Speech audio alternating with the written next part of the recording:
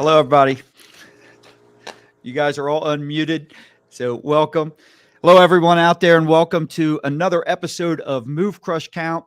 Today, we are live on all kinds of channels: Facebook, YouTube, Twitter, LinkedIn. So wherever you are at, if you want to ask questions, if you want to make comments, do so. We do not get on this live stream all the comments that come in, depending on which channel we're on. We type them in anyways, and we can always come back. If we don't see it live on air, we can come back and answer them for you later on the different social networks. Today's interview is sponsored by J&L Marketing, a digital and direct marketing agency that helps you outsmart your competition so you can stop overspending, so you can move the crowd, crush the competition, and count the money. I want you to make sure to check out movecrushcount.com for more, and make sure you hit the subscribe button so you get notified on future guests and future episodes. The title of today's interview is How to Turn Your Top Fixed Operations Challenges into Opportunities Fast. My name's Scott Joseph. I'm talking with you live with fixed operations expert. He's the lead consultant for the JM&A Group, Robert Peterson. And we're going to talk about new developments when it comes to fixed operations, when we talk about improving processes, client experiences, training, leadership skills, all designed to achieve industry-leading revenue growth when it comes to fixed ops. We're also joined by the owners of the Ray Automotive Group, Mark and Ray Scarpelli, along with their fixed ops director, Jack Butler. Let me add Ray in here. There we go. Awesome. Welcome with us. Welcome, Ray. Welcome, Robert, Mark, Jack. Thank you all for joining us. It's good to be here, Scott. Thanks. Yeah. And so I want to talk real quick, and then I want everybody to give us some quick background on yourselves. But Robert, you're a well-known expert when it comes to fixed ops. And with the Ray Auto Group, I've heard some of the numbers that you've told me. What they've accomplished in a short period of time is outstanding, and I want to get into how they did it. Everyone here has graciously agreed to share on this interview to talk about how to turn their top challenges into opportunities, share their experiences and their knowledge. So thanks again for joining us on the interview.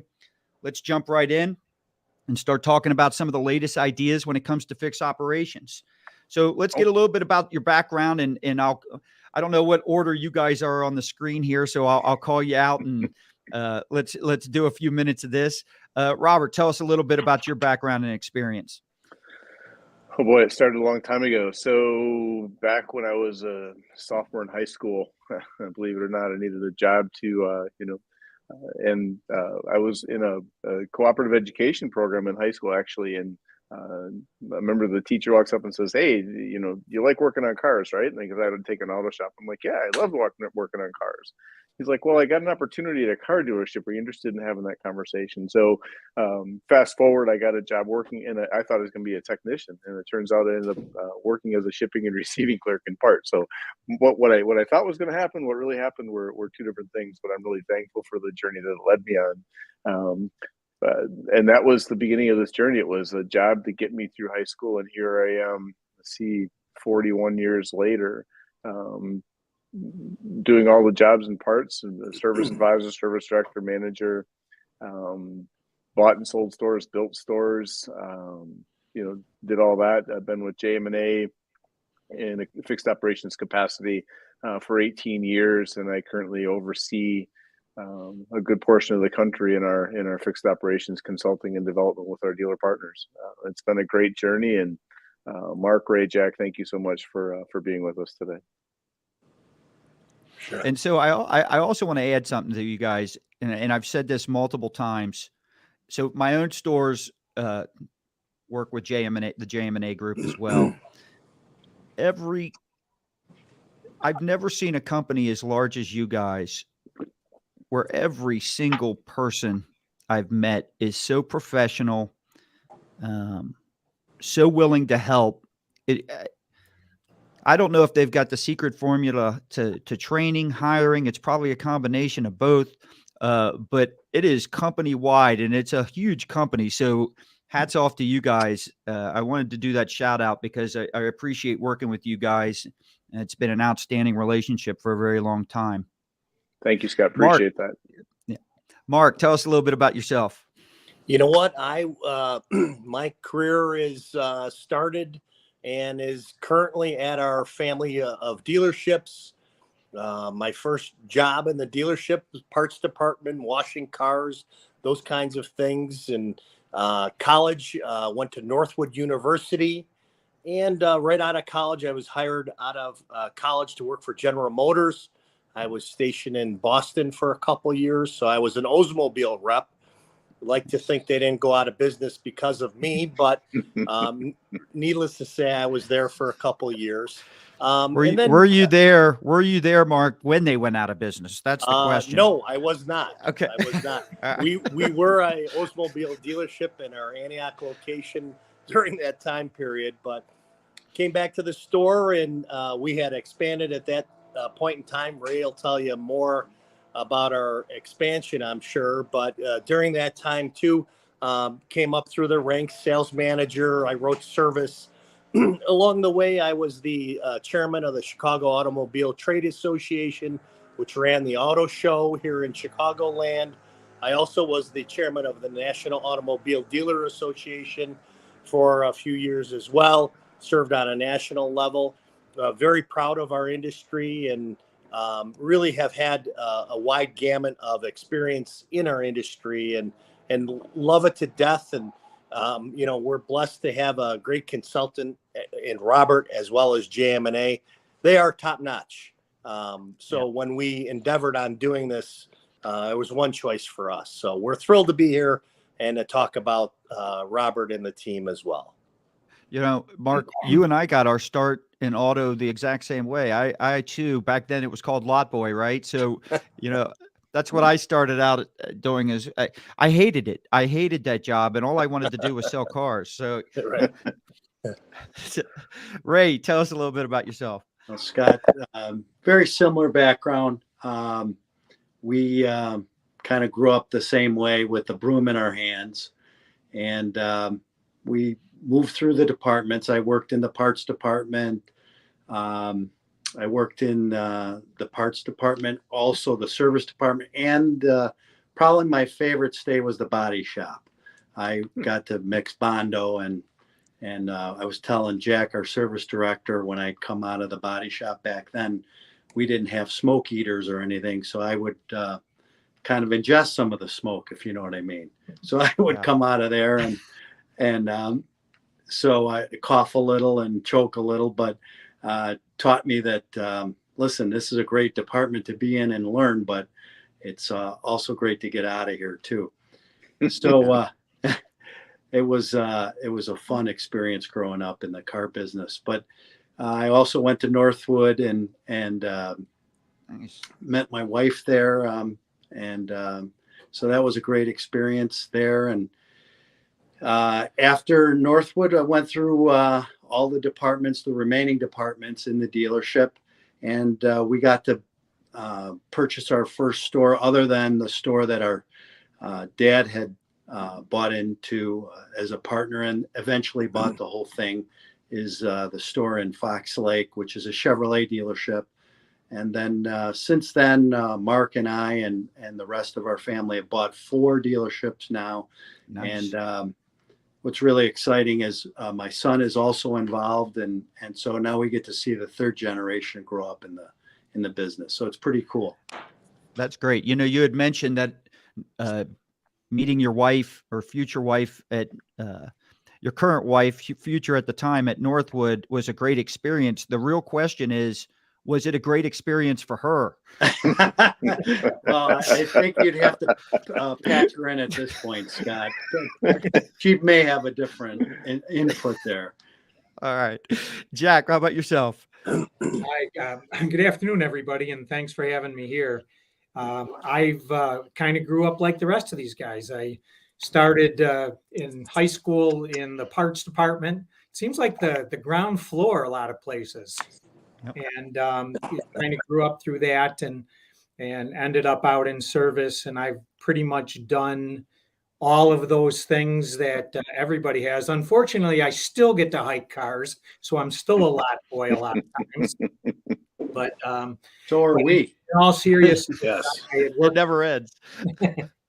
I worked for a company for a long time and got lucky enough to fall into place here at the Raymond Auto Group with Mark and Ray, and just a wonderful experience and great team. And I know that Scott, you were talking about Robert's team at JM&A and the professionalism there.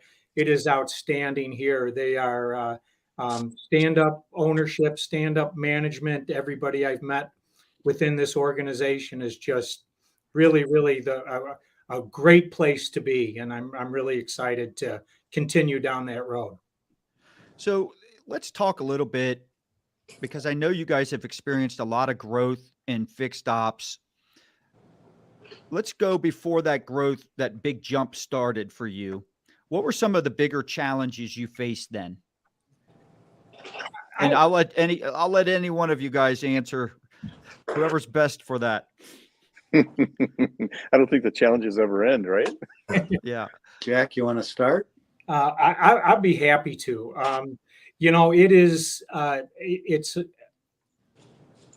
two really, really big Chevy store, a CDJR store that was just growing, and a Kia store that had so much opportunity that we just needed to, start steering the ship in the right direction. So for me anyway, the time management part of it and trying to get everybody going in the same direction at the same time.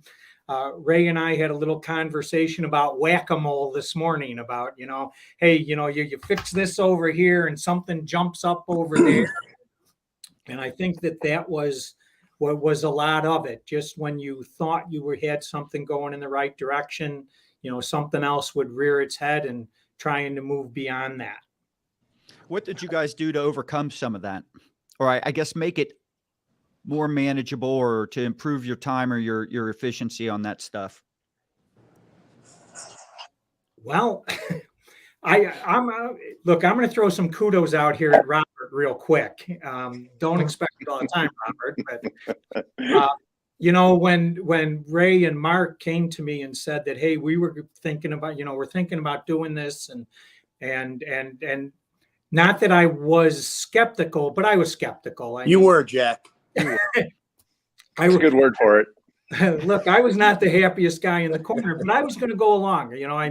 They told me everything was going to be okay, and in all honesty, it has been better than I ever could have imagined that it was going to be.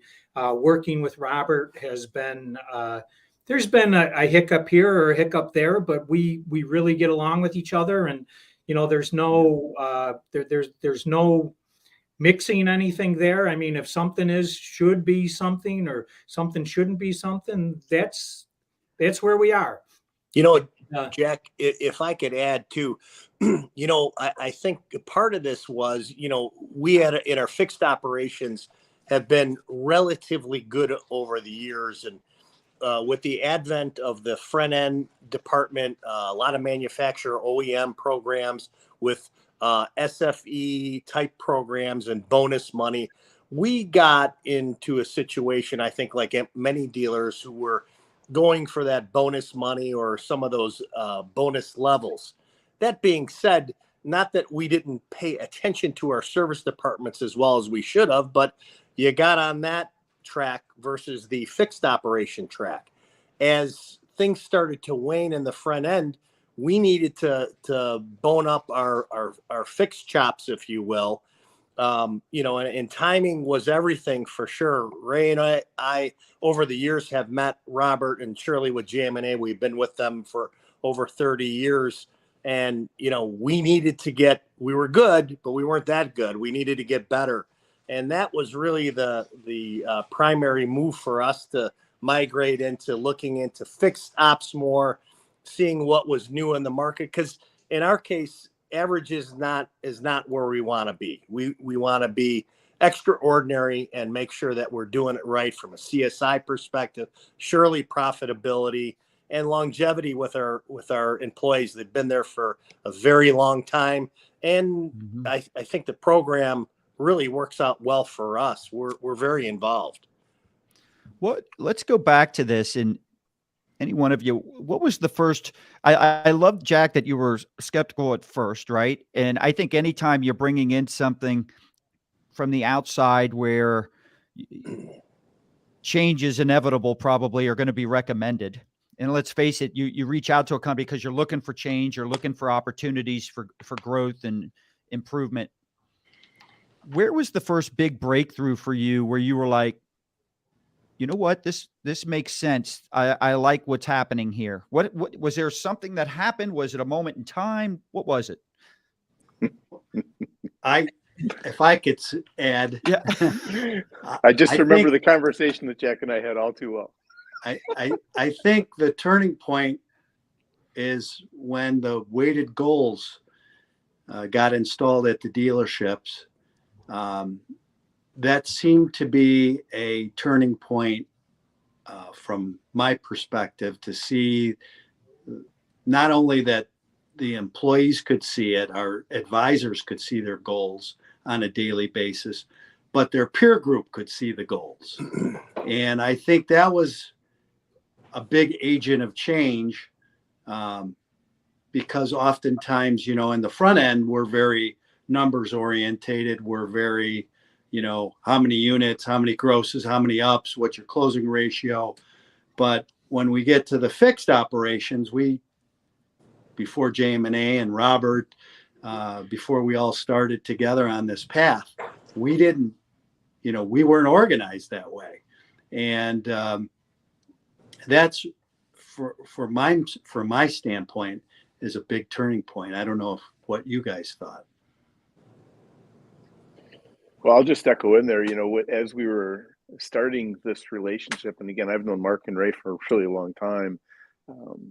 And Ray, to your point, the weighted goals for our teams, right? The people, when they go to work, they want to know what's expected, right? And by bringing our team in and working with your team, and your team has been just so gracious. It's been a great fit right from the get-go.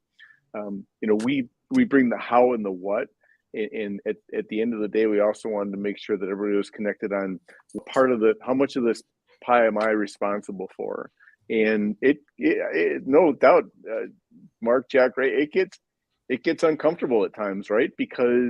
Not because you're trying to upset the apple cart, but because our job as leaders is to push the teams to a place that they never thought they could get to, right? And when we get them to that point, they go, oh my gosh, this is amazing. This was not as hard as I thought it was going to be.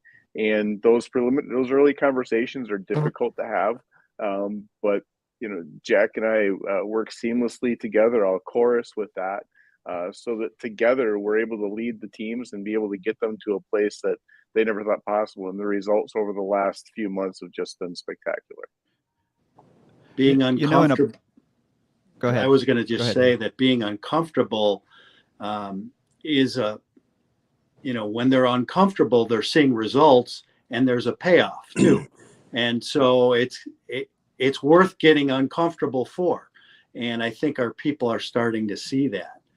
Yeah, it's a total mind shift, right? Because instead of just coming into work and doing our job, now I understand how I fit into this. I understand where my piece is. I understand if I'm ahead or behind. And again, when we first talked about this, it just, we go into the sales meeting rooms. There's this big board that's got everybody's names on it and how many deals they've closed for the month, and over on the right hand side what their goal is and how they're pacing. And in fixed operations and in service specifically, that's not something that's in the ordinary. And so it takes a lot of support, and all three of you provide a lot of support and coaching for that. Because it's not an easy shift for people on a day-to-day basis, especially in our line of work.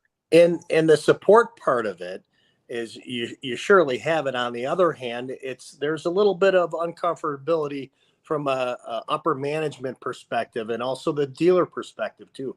We agreed to endeavor on the new program, but there's some new perspectives and avenues that we needed to look at too and embrace them. And if we didn't, the whole thing would crash and burn. So we have to have total buy-in too. Let's face it, it's not an inexpensive endeavor. On the other hand, it's money you cannot spend from our perspective. We'll do much better because of the program. So total buy-in from top to bottom or bottom to top, however you want to say it, that needs to happen. And in our case, it has, truly. Correct. Yep. I would agree with that. And huge growth rarely comes from comfortable situations, right? I mean, so it does require you to lean into that, and in order to level up and achieve, much higher levels of success. I think about it, and this goes for, doesn't matter if it's in fixed ops, it doesn't matter if it's for other things that we need with marketing. In a perfect world, none of us would need any help from anyone to do anything, right? If there's no dealer that wants to have to do marketing. There's no dealer that wants to bring in outside help in terms of process improvement and things like that. The reality is, like you guys said earlier, sometimes you feel like you're playing whack-a-mole, right? And that's because stuff happens during the day, and you can plan for, I'm going to have process improvements here, and I'm going to do this, and we're going to root cause and analysis, and we're going to do all these things. But then real day hits and you get distracted. And sometimes it just comes down to, sometimes it's a knowledge and experience thing. Sometimes it's a capacity thing. And so I think, which kind of leads into my next question, which is specific to you, Robert. So let's say, let's take the Ray Auto Group, right? Automotive group here. Okay. They want to bring you in because they're looking to become industry leaders in all the important fixed ops metrics. That's the goal for them, right? Mm-hmm. So what does that process, when you take on something like that, what's the best way for other dealers to do, if they tried to do it on their own, what's that process look like? Great question. To me, it starts with people, right? I mean, we're in a people business where it's a customer centric business that we're in, and you got to have the right people in the right seats. And what I didn't want to, when we start a venture with a dealer, right, a prospective client, we spend a lot of time with their people, getting to know their skills, their competencies, their behaviors, really understanding, is it a square peg trying to get in a round hole, or is it a round peg in the round hole that just doesn't understand how to make it all work, right? So that we're able to really fine tune the deliverable at the end of the day to the guest coming into the service drive. So without the right people in place, it makes it very, very, very difficult. And from there, it's understanding the processes that are there today and making sure that everybody understands what to do, when to do it, how to do it, is so key. And the team that I work with, that's what they spend their 99% of their time doing. Can I ask a quick question on process? Sure. When you're going in and you're trying to analyze the current process, this is what they're doing prior to you guys, any recommendations you might make. Mm-hmm. What goes into that? What goes into that analysis and that measurement? Like, what are you guys doing to really get a good picture of that?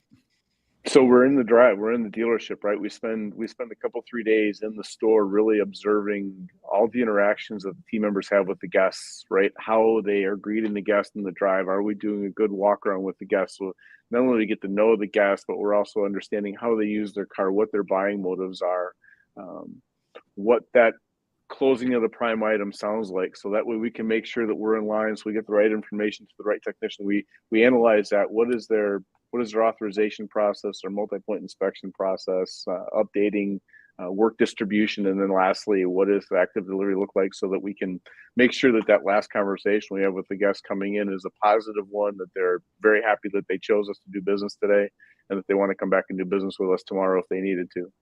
So that's really what we analyze, and we sit down with owners and with people like Jack and say, look, here's what you're doing really good, right? And here's where we know that if we can make a few tweaks along the way, there's going to be a residual return on your investment that will make not only you happy, but your team members happy as well, because they'll be more engaged with what they're doing. And so far, it's a good recipe for success because we've seen some great results around the country, especially with these two gentlemen here. So I've got another question, and any one of you probably qualified to answer this, but so we've got 2 Chevy stores here. We've got a Chrysler, Dodge, Jeep store here, right? And then we've also got the Kia store. Is that accurate? Yes. Yep. I didn't miss any, I don't think. So what are some of what's the relationship in terms of when you go in and recommend different processes, right? What's a relationship between the stores? I guess what I'm looking at, what are the things that seem to be, we're doing this same thing at all these stores, but what are some of the nuances that might be different with the stores? Well, there's, you know, a couple of the stores have been around much longer than 2 of the other stores. Clientele are essentially the same, different towns. And, you know, we have legacy employees that have been, some of them have been around for a long time. Others are relatively new hires. So you have the whole gamut of all of that going on. And so you have to kind of move and shake a little bit for, you know, the flavor of the store. You know, I'm at the Antioch locations, and the Kia location in particular is very, very different from the Chevrolet store. The clientele seems to be, they're great. They're just different than the Chevrolet location.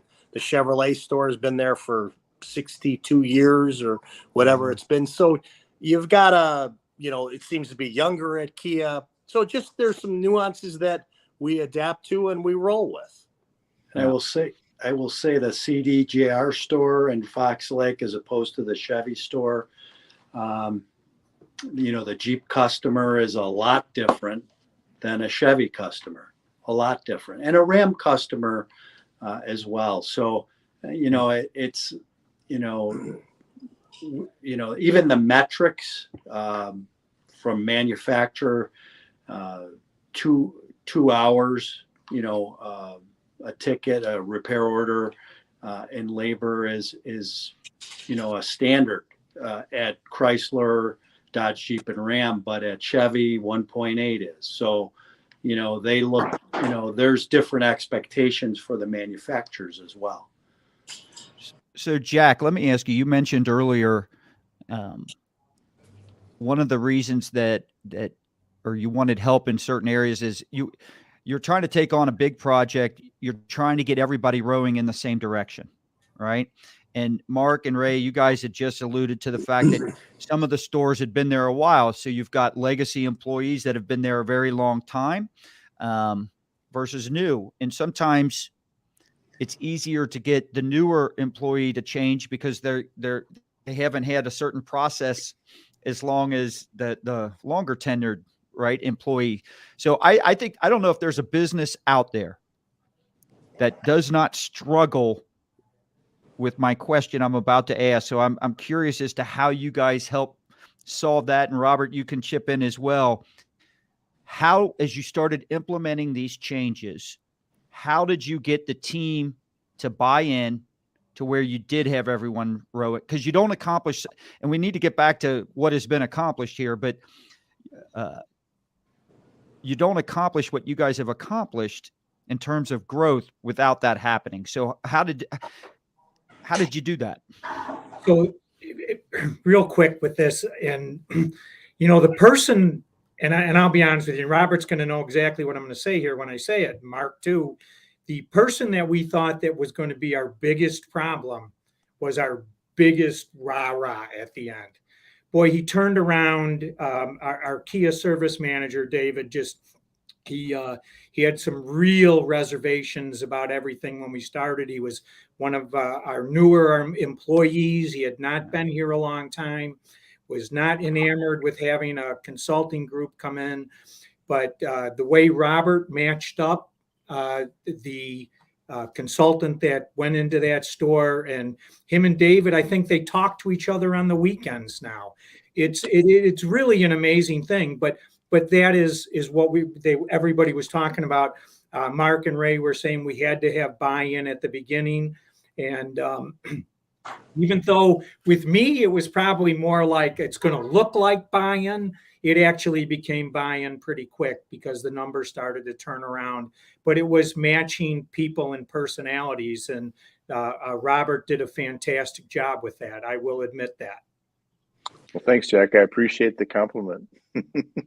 and you know, Scott, just it's something we do with every client that we work with. I spend time with their leadership, understand their personnel, and really align the team with who's going to be the best fit. Because the last thing you want is oil and water when you start working in a new relationship, especially when there's so much at stake every day. And fortunately, we've been spot on. And haven't had any major changes and challenges. So, but that comes from leadership as well. You know, Ray and Mark and Jack set the table well with their teams, and it wasn't, you know, and it's not like, hey, let's go play nice at the playground, right? Because you're dealing with people, and it makes it challenging. And Jack, you chuckle because you and I had that conversation, and without that full-blown support, Mark, you said it so eloquently earlier, without that full-blown support, it does make that challenging. However, we do line our teams up with the right people in the stores so that we can get off the ground running, and everybody gets vested very quickly. And yes, those two team members do talk to each other on the weekends. So what do you guys think are some of the bigger challenges facing fixed operations right now? In my own personal opinion, it is people, and we have a. That's on the news. That's on the variable side too. but it really is what it is, and I don't care whether it's the guy that's sweeping the floor or one of our guests that come in that's been coming here for 25 years, coming out of this this crazy time that we've been through in the last couple of years. People are, they're skeptical. They're hard to accept things, and we're trying to make some changes, not for the better. And yes, look, everybody wants to be more profitable. There's no question about that. But I think that either Mark or Ray will tell you in a heartbeat that they'll give up their profit to keep a customer. Because in the long run, we know what we need those people long term.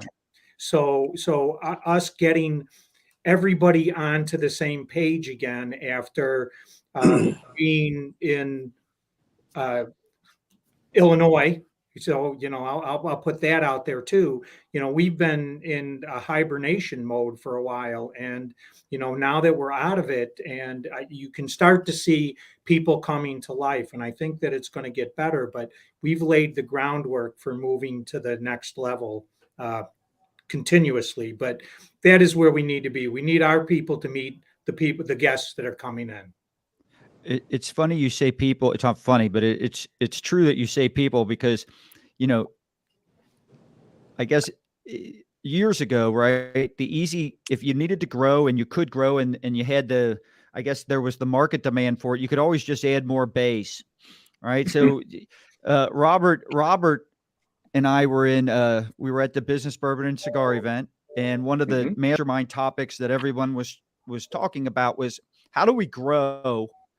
And one of the points that you had to come up with solutions. How do we grow without adding bays? Because it really doesn't matter if you can add bays when you don't have anybody to put in them.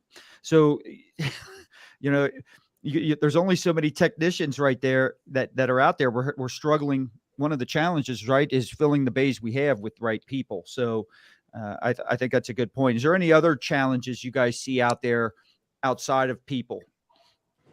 The way that the market is today as well, we're high intensity new car sales. Well, new cars are not rolling in like they had been. So we've migrated, like I'm sure a lot of other dealers, into big used car sales. We always sold a lot of used cars. On the other hand, that's a new set of problems or challenges for us. Mm-hmm. Is that used car customer gonna be as loyal as particularly a new car customer who's under a new car warranty? That period.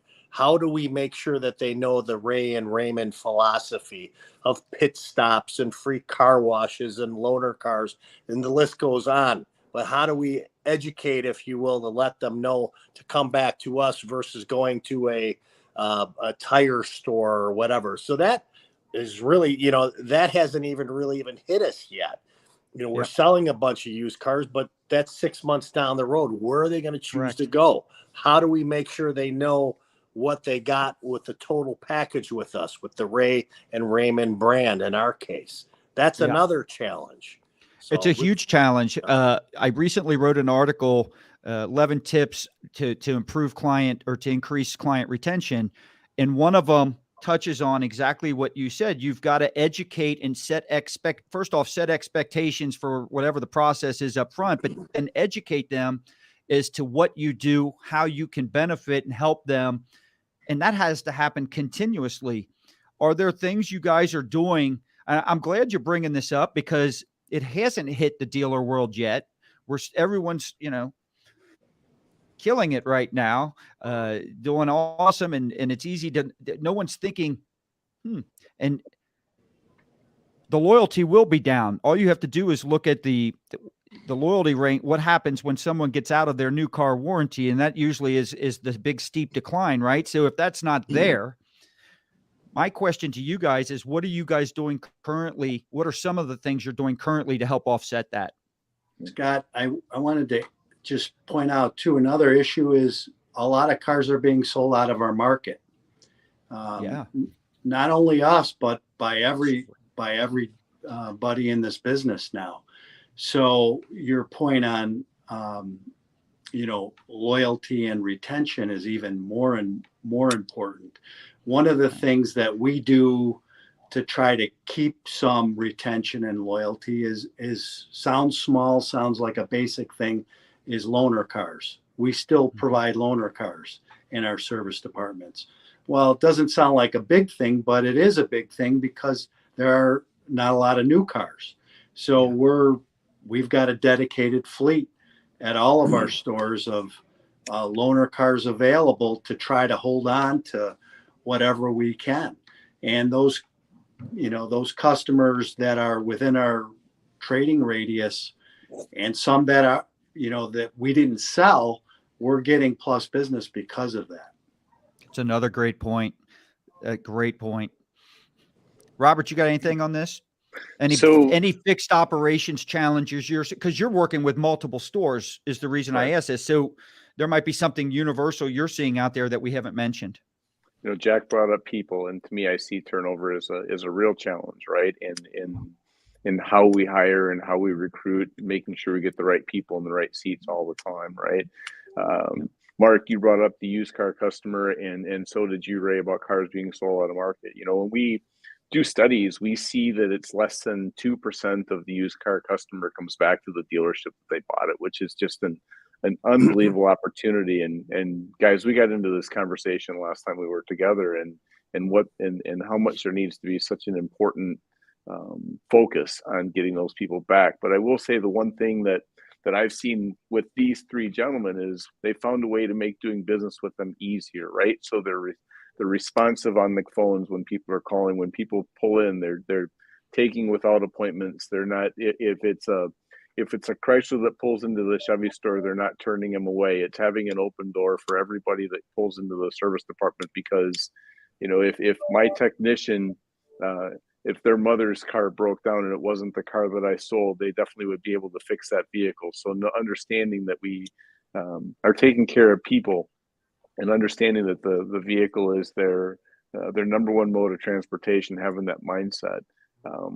What I see is dealers that embrace that philosophy, much like the group that we have with us today, excel and are growing in their marketplace, and the dealers that don't are not, and they're wondering just what they can do differently. And again, that's where my team comes in to help, right? How do we create the right customer-centric processes so that no matter what vehicle is pulling into our service drive, we're there to take care of, and we make it a positive interaction with our service consultants. Where do you guys feel like the biggest opportunities for specific to fixed ops? Where are those right now? The top ones that if other dealers just did this, and this, maybe the top 2 or 3. I have to go with at least the top one is retention. The second one is going to be processes. And then if you're going to talk a third, it's got to be marketing, because, we have to market to, as Mark and Ray both put it, are people that are not necessarily in our area. Now we're not going to, try and get somebody from Kentucky to come back to Northern Illinois, but, somebody that, 25, 30 miles away that normally wouldn't be our customer. We want to make sure that we're offering them all of the conveniences to come back. Hey, bring your car in. We'll give you a car for the day. Oh, wait, you can't make it here. Let's go pick it up. One of the other things that we started doing is we started doing pickups and drop-offs with customers. And, the last couple of years really brought us to that. People didn't want to come into the dealership, so we had to think outside of the box. And a lot of people did the same thing, but we made it available because we have a fleet of loaner cars, and we could get out to those people and drop off, pick up. We were disinfecting cars and, just doing everything that we could to make people more comfortable, make them feel part of the family, because that's what we need to do on a regular basis. Second one is every car, every time, the process. You got to walk through it. You got to greet the customer in the aisle. You got to walk around the car. You got to do the MPVI. You got to make sure that they know what's going on with their car. You got to applaud them when it needs nothing. That they're taking care of stuff, whether it's here, there, or wherever it is. If they're taking your advice, they're taking your advice. But those are the things that we really, really need to do. And a lot of these things we all, as a group, communicated pretty well is on social media. We told our story during this time very well on social media to let people know what was setting us apart, what made us different. And I think we've got a lot of traction because of it. Yeah. And some of these things you guys are mentioning, I assume, are the universal things that, while there might be some unique things that are different about each one of the stores, right? These processes you guys are mentioning right here are universal, I would imagine, throughout. If I could just tag in, Scott, one of the things I hear from dealers that we do business with, and heard it from Mark and Ray, help us make it easy for people to do business with us, right? We find ways to make it so difficult in our industry and in many industries, but that's what I hear is, how can you help us make it easier for our consumers? And I can tell you that they've done a great job. That's what we all want. I mean, Jack, you had mentioned, and I can't resist, you brought up marketing. So I have to ask you. So here you are, and most of the time if I go into a market and I pull up oil change near me, right? It's not a term that you might bid on if you're doing any type of paid search advertising, because it's too general. Whereas, in my opinion, one of the reasons that the Jiffy Lubes of the world, the independent repair shops dominate that space is because that is what they bid on, right? And let's face it, these are big national chains with huge budgets. The average dealer can't necessarily, they're not going to be able to outspend giants like that. So what are some of the things you guys do to offset that? So, and Ray just brought it up, and we have a huge presence on social media, whether TikTok or Facebook, Pinterest, all of these things that we're out doing, along with, we try and build the reputation inside of our websites also. We've recently hooked up with some fixed ops companies that are building content on our website, which helps our SEO get to the top of the Google search and move along with there. Our goal, I think, as a group, especially in 2022 here, is to be more digital. And as crazy as that sounds, everybody's doing emails and this and that, but I want to drive people to our website and then keep them there as long as we can, whether they come to make that oil change appointment and end up buying a Camaro. Let's go. Let's see what's on there, and let's lead them around what we got going on. So that's that's where my focus has been, and trying to be and drive from the inside. And it's pretty cost effective. I mean, we're still spending a lot of money getting to where we got to go, but I think that it really is the wave of the future, and the things that we experienced during COVID, like Ray was bringing up, the social media that we ran out and started, we didn't put a toe in. We jumped in head first, and it was amazing that what we got out of that when we were done. And we have a special guest that just appeared on the show. Do we have a name? That's Lily. Lily. All right. How you doing, Lily? That's awesome. Oh my goodness. This is great. I love social media because to me, it's the great equalizer. It allows the smallest of company to compete with the largest of company. All it takes is time, creativity. So the more creative, the more you dive into, like you guys said, in terms of maybe studying the numbers, where are people engaging, and providing relevant content. It is truly just a great equalizer on that. And I also love what you're saying about looking at your website. To me, one of the biggest challenges and biggest opportunities that dealers have is in their fixed ops on the website. It's an afterthought for most website companies. Mm-hmm. So when you look at that, so I know that there are companies out there. One of the things that we do at J&L, we've put a lot of time and attention and money behind working with sites that go right on. Because if for instance, if I click on some type of offer that you've made, and I go to your page, and I've got to start scrolling down to try and find the content that's relevant, that coupon or that savings special, and I don't see it in the first 3 to 5 seconds, I'm probably bouncing, and that's just raising your cost, right? Your advertising cost. So there are techniques around that. I don't want to make this a J&L commercial, even though they're our sponsor.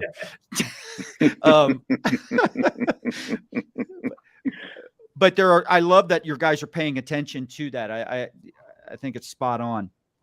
If I could just tag in real quick, Scott, we also notice the same thing. And part of what we do, and this isn't about JM&A, but we're talking to dealers out there.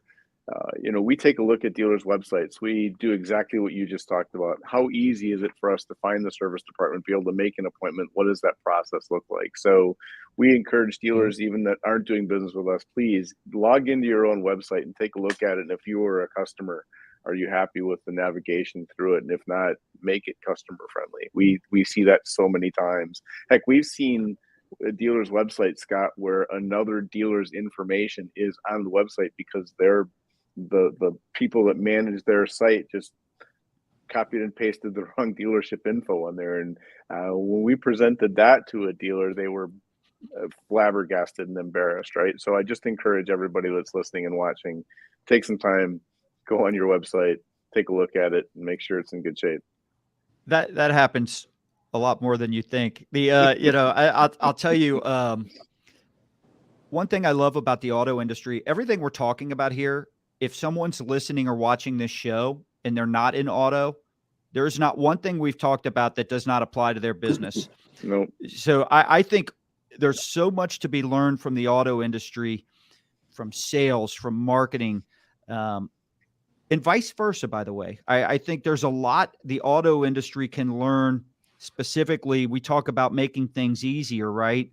From some of the larger retail, the most popular one to bring up is Amazon, right? How do they make it easier and more convenient, putting out less effort to buy things? I think we can do the same. So I think there's a lot to learn in that direction as well. What new discoveries are you guys? Is this the end of the road? Is this the end? Is this where it's like, all right, we just got to make things easier, and that's it. That's the end. That's all. Or is there some new things you guys are learning and discovering every day that are popping up?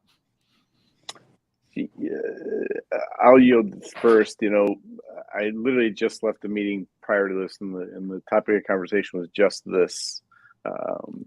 And we all agreed that the second you think you found your destination in business is the day that you're kind of done, right? You've got to constantly be, the words of Stephen Covey, always sharpening your saw and making sure that you're seeing the unseen before anybody else does. And I know in our company, we evaluate our processes, what we do weekly, not towards overbearing, but enough to where we have relevant conversation about is what we're doing working, and if not, what ideas are out there. And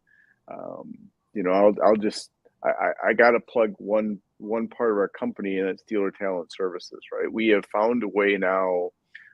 Jack and I sit back and with Mark and Ray, we review the KPIs all the time. Hours per repair order, dollars, all of those things, right?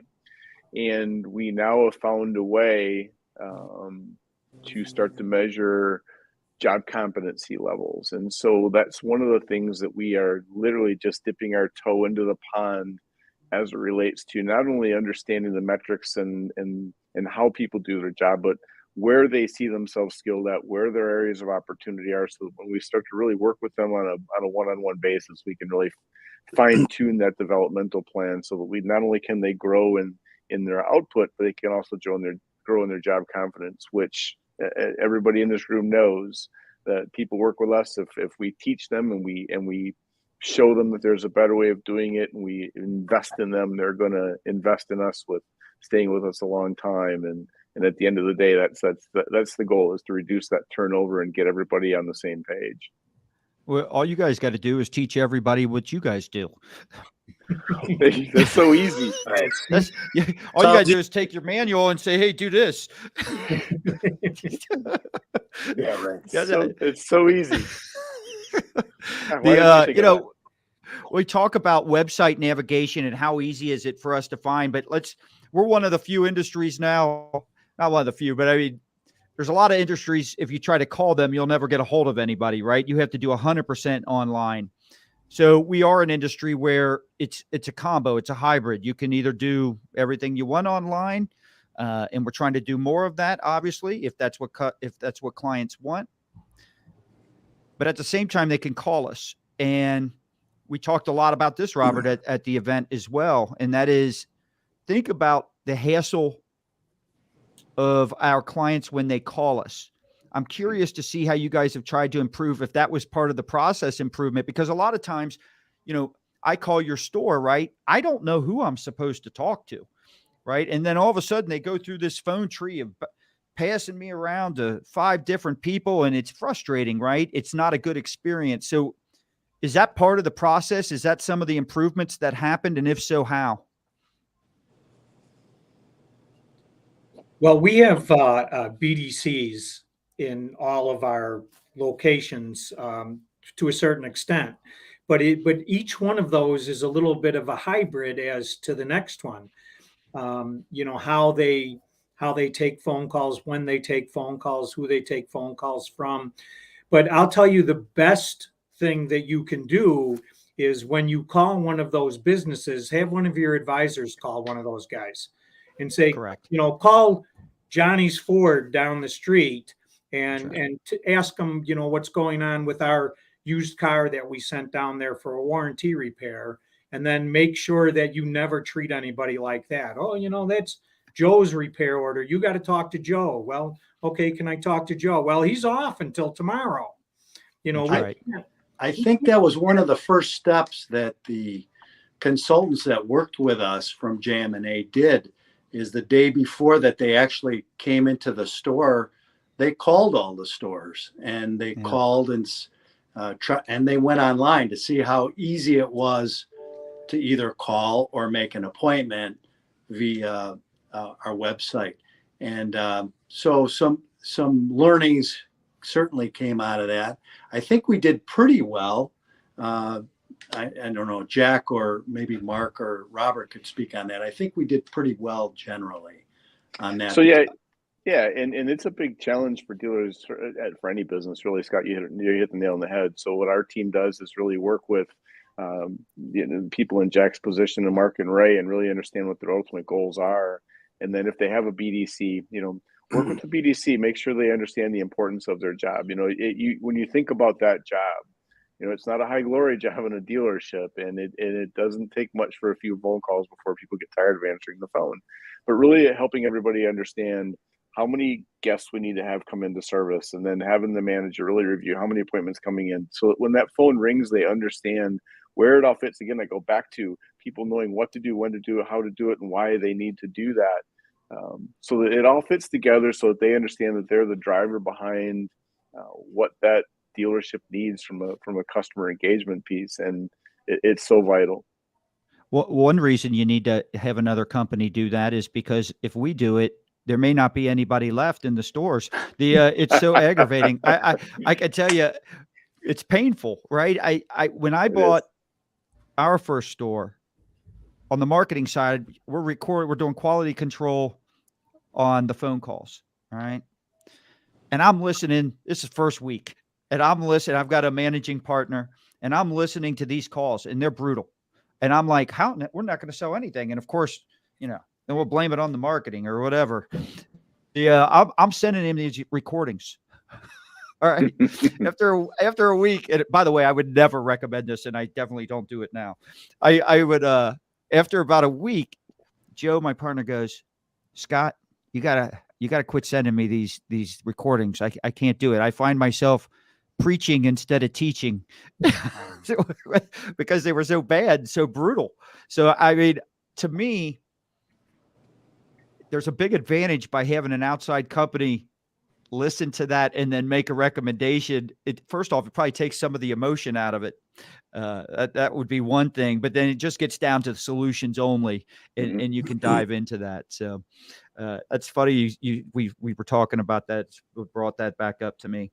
Where do you guys feel like dealers, and we'll start wrapping this up, but where do you guys feel like dealers waste a lot of time in fixed ops? Where do we begin? Just name the top ones. So there's many layers to it, right? So I work with dealers that, when we first begin, there's a lot of time and energy spent on, we're not hitting our numbers. They spend so much time chasing this rabbit around the track, is what I like to call it. And so I start asking questions. Well, tell me how you formulate your budgets. Tell me how you formulate what the expectations are. Well, we take what we did last year. We add 10% to it. They should be able to do 10% more every year, right? And there's no science behind it. And they spend more. They spend a lot. Not anybody in this room, but they spend a lot of time on not accomplishing business goals because they're not setting realistic business goals to begin with, right? So there's so much energy spent on having negative conversations with managers as opposed to setting realistic expectations and helping them to achieve them, right? I also see dealers wasting a lot of time. I go back to Jack's comment, people, right?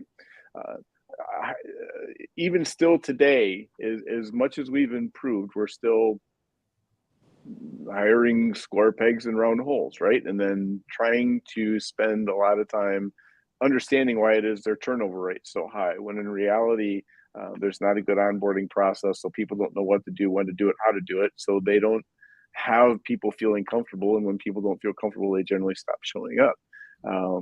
Those are some of the things I see a lot, and again, our teams help with that, and we're quite good at it. Nice. Let me ask you, what do you guys see on the horizon? Any new developments that you're like, all right, this is coming? We brought it up from a retention standpoint, which I think really hits home on this question. When you talk about, I'm selling outside of market, so not all my customers are local, which obviously impacts fixed. I'm selling a lot more used cars than new in terms of the ratio than in a normal market condition. That's going to impact retention. But what else outside of things that might be pandemic related, all right, or inventory shortage related, if we're in a normal market, what do you guys see on the horizon that's coming, and we've got to take care of it, or at least have a plan for it? Well, for sure, the push for electric, that's coming. Yeah. And many manufacturers are, whether we're federally mandated or the manufacturers just pushing it, that's going to rock our world from front door to back door.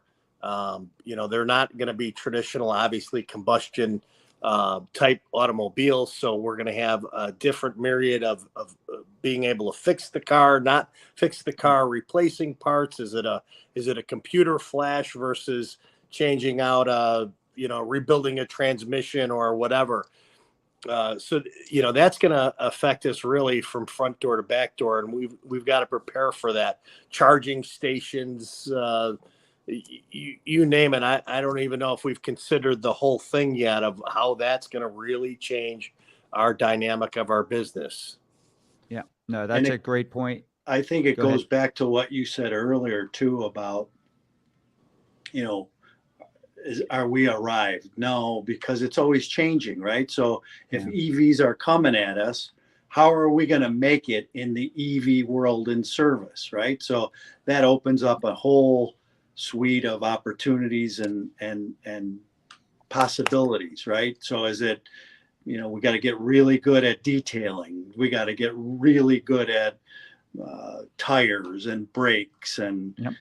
So there's going to be, as this thing unfolds in front of us, if we keep our eyes not only on today, but on the horizon, we're going to be able to continue to take advantage of these things, but you gotta certainly look for them. It's funny because if you look at most dealers from a branding aspect, we have allowed other competing Carvanas of the world, CarMaxes of the world, to brand themselves as acquisition centers.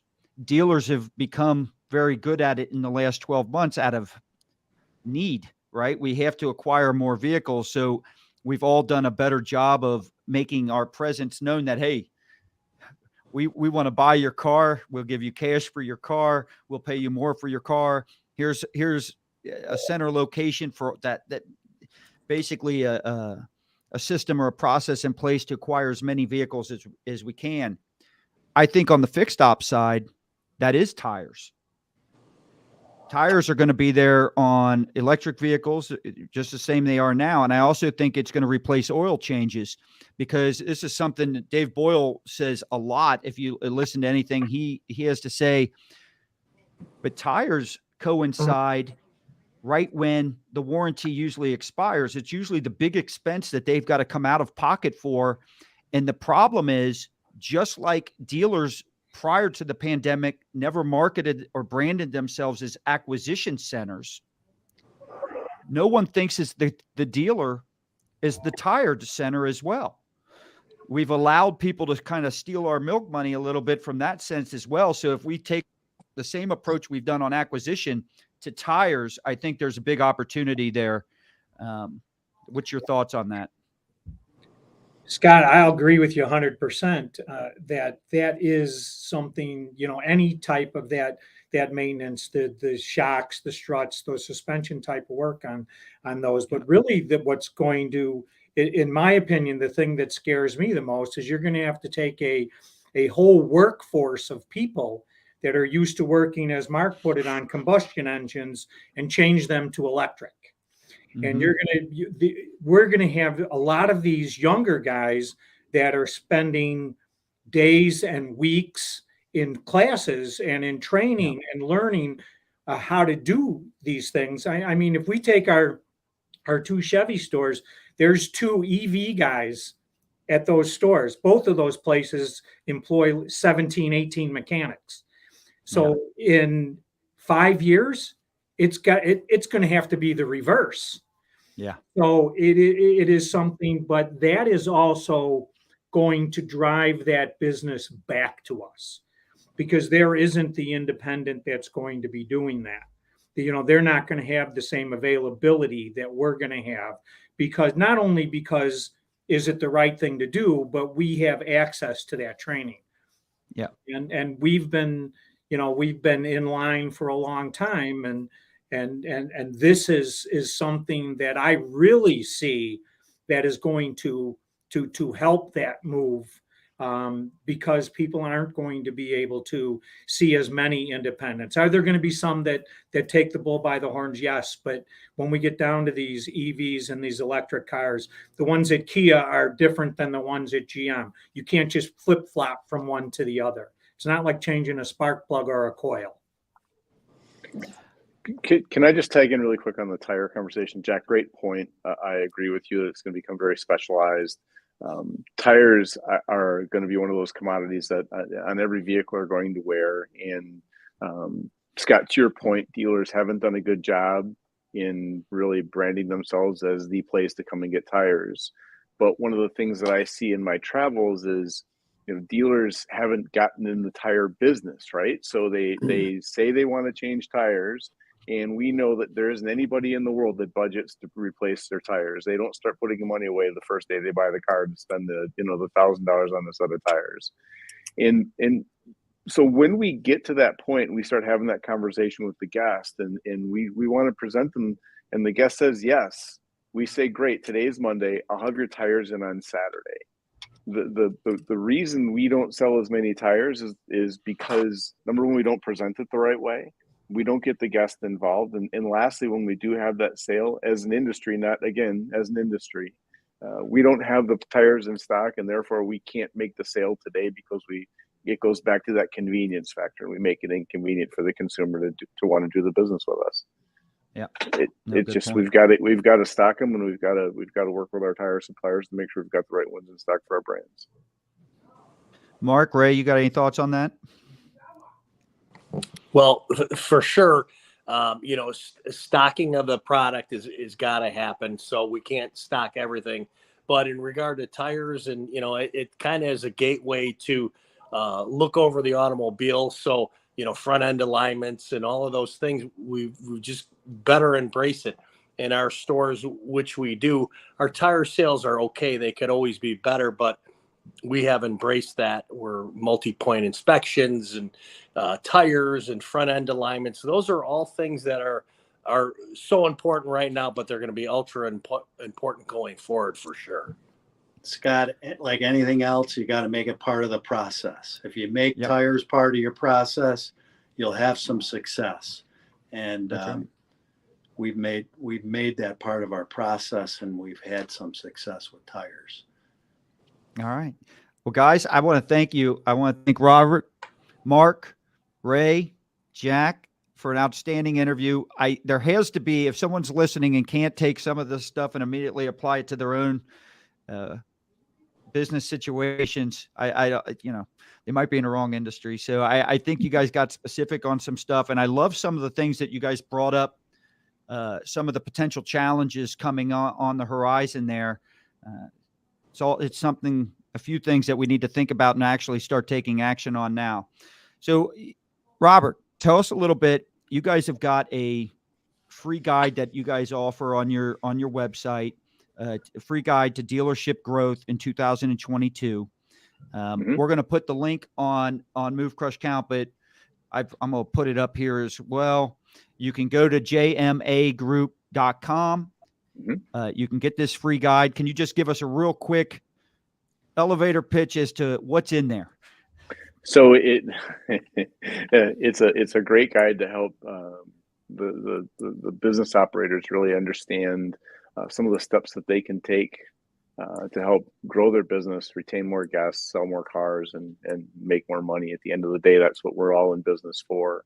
And by all means, if you ever need some help reading that guide, they can just reach out to me, and I'll help them go through it page by page. All right. So again, thank you, Robert, Mark, Ray, and Jack for sharing with us. I want to thank the MCC Nation for joining us for this interview on how you can get better results with fixed ops and how to turn your top challenges into opportunities fast. I'm Scott Joseph.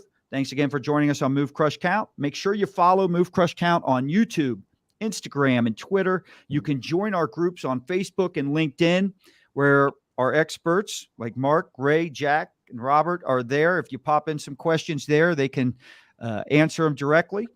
And visit movecrushcount.com for more, and make sure you subscribe so you can get notified on future guests and new episodes. Today's interview is sponsored by J&L Marketing, a digital and direct marketing agency that helps you outsmart your competition and stop overspending so you can enjoy the excitement that comes when you move the crowd, crush the competition, and count the money. Have a nice day, everyone. You as well. Thanks, Thank you. Thank you. Thank you. All right. Thank you all.